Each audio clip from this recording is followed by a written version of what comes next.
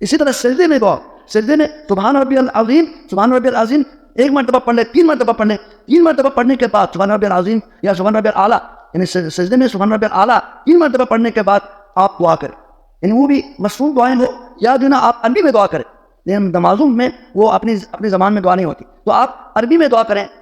قرآنی دعا کریں، نبی علیہ السلام سے ثابت دعائیں کریں، وہ بھی دعا کریں نا، سجدے میں جو دعا کرے گا نا وہ دعا بھی رد نہیں ہوتی، بلکہ نبی علیہ السلام نے فرمایا کہ انسان جو نا سب سے زیادہ قربت اس کو جو نماز میں جو حاصل ہوتی ہے وہ نماز دوران سجدہ ہے۔ جب سجدے میں جب جاتا ہے انسان اپنے پیشانی کو زمین پہ رکھتا ہے تو پھر اللہ تبارک و تعالیٰ سے اس کو قربت ہوئی ہے، یعنی اللہ کے رضا کے لیے جب انسان سب سے اپنے جو